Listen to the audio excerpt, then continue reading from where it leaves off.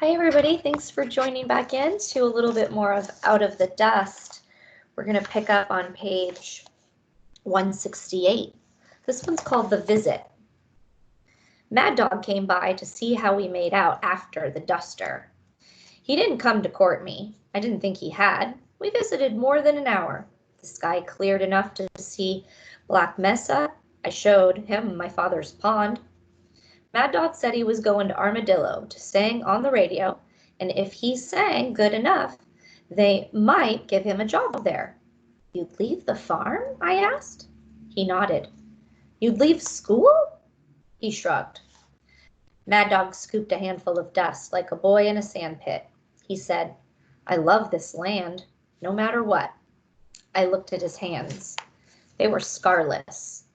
Mad Dog stayed longer than he planned.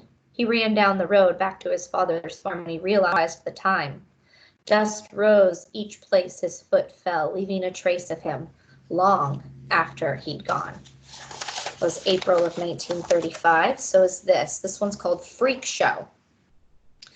The fellow from Canada, James Kingsbury, photographer from the Toronto Star, way up there in Ontario, the man who took the first pictures of the Dione quintuplets, left his homeland and came to Joyce City, looking for some other piece of oddness, hoping to photograph the drought and the dust storms, and he did with the help of Bill Rotterdaw and Handy Poole, who took him to the sandiest farms and showed off the boniest cattle in the country. Mr. Kingsbury's pictures of those Dione babies got them famous, but it also got them taken from their mother and father and put out on display like a freak show, like a tent full of two-headed calves. And now I'm wondering what will happen to us after he finishes taking pictures of our dust.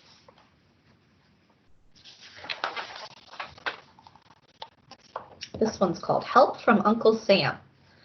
The government is lending us money to keep the farm going, money to buy seed, feed loans from our cow, from our mule, for the chickens still alive and the hog, as well as a little bit of feed for us.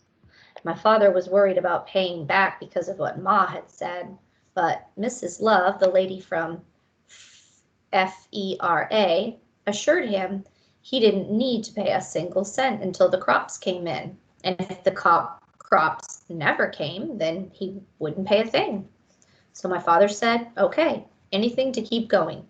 He put the paperwork on the shelf beside Ma's book of poetry and the invitation from Aunt Ellis, and he just keeps that invitation from her glowering down at me from the shelf above the piano.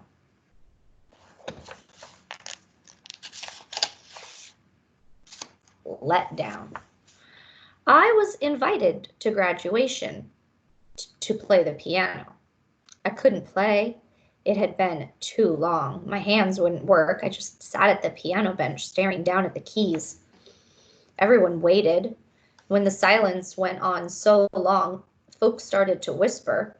Arlie Wanderdale lowered his head and Miss Freeland started to cry. I don't know. I let them down. I didn't cry. Too stubborn.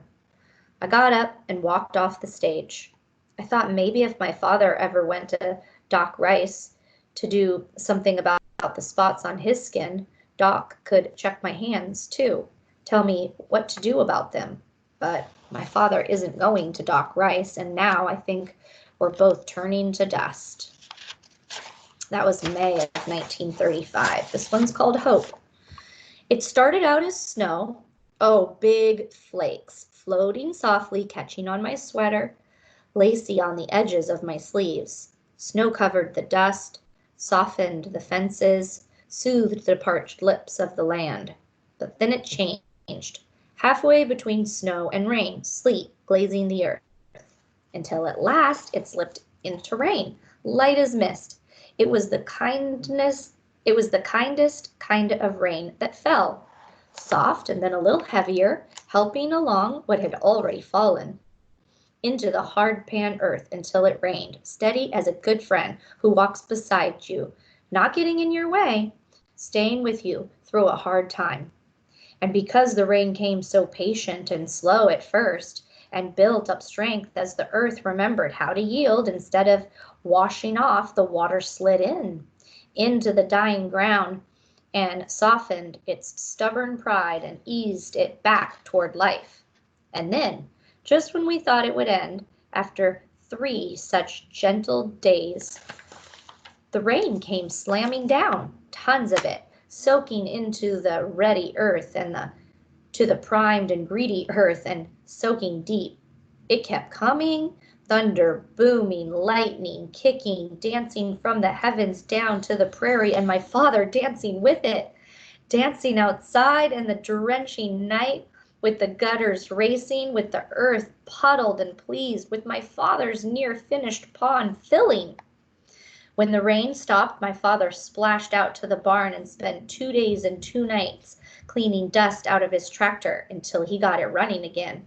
In the dark, headlights shining, he idled toward the freshened fields, certain the grass would grow again, certain the weeds would grow again, certain the wheat would grow again too. Okay, this one's May of 1935, The Rain's Gift. The rain has brought back some grass, and the ranchers have put away the feed cake and sent their cattle out to graze. Joe de la Flor is singing in his saddle again. This one's called Hope Smothered. While I washed up dinner dishes in the pan, the wind came from the west, bringing dust. I just stripped all the gummed tape from the windows. Now I've got dust all over the clean dishes. I can hardly make myself get started cleaning again. Mrs. Love is taking applications for boys to do CCC work. Any boy between 18 and 28 can join. I'm too young and the wrong sex, but what I wouldn't give to be working for the CCC, somewhere far from here, out of the dust. This one's May of 1935 as well. It's called Sunday Afternoon at the Armadillo Hotel. Everybody gathered at the Joyce City Hardware and Furniture Company on Sunday to hear Mad Dog Craddock sing on WDAG from the Armadillo Hotel. They hooked up speakers, and the sweet sound of Mad Dog's voice filled the creaky aisles.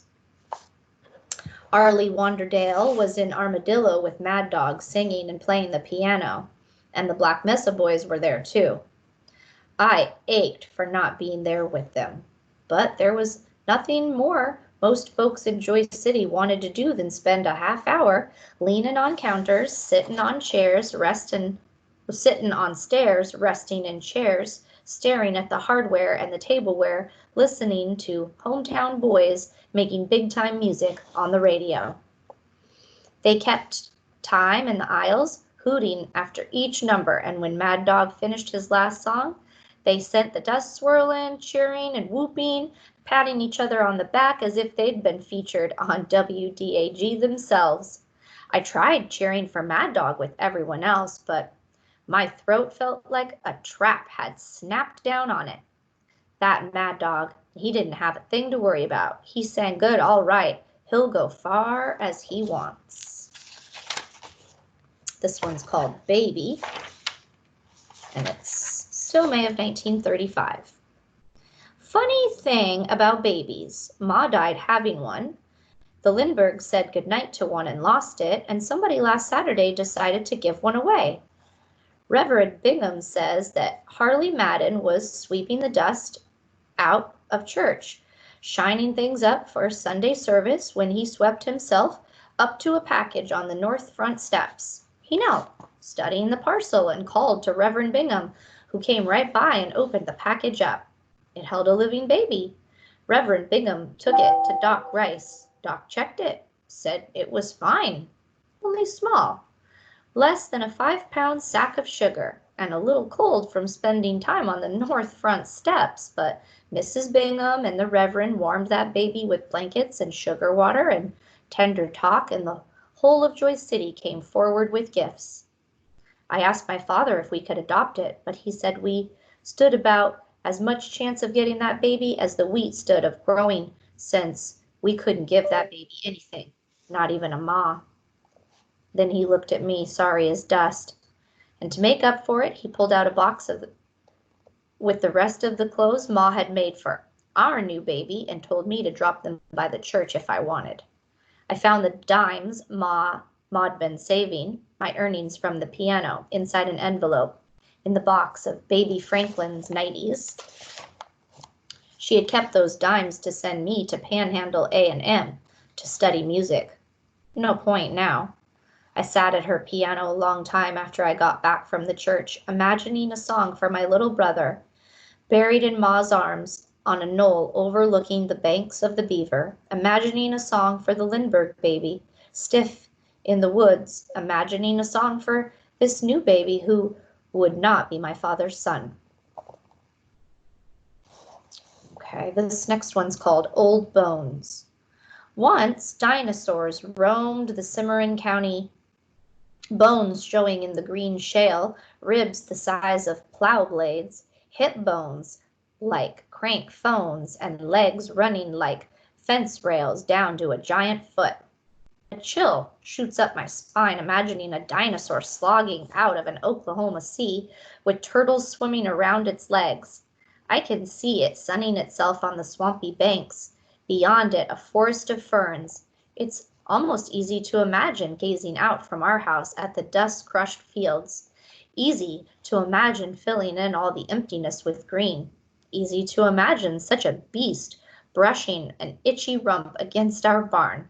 But all that remains of it is bone broken and turned to stone, trapped in the hillside, this once upon a time real-life dinosaur who lived and fed and roamed like a ridiculous long-necked cow and then fell down and died. I think for a moment of Joe De La Flor herding Brontosaurus instead of cattle, and I smile.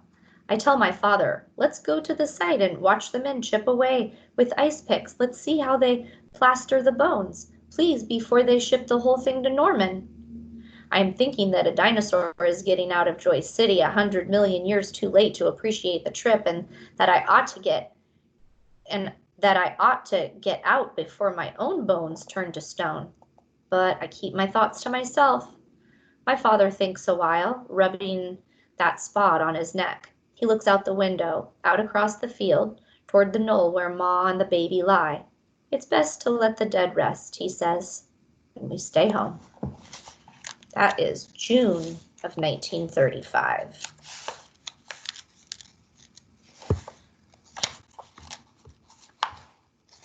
Goodness.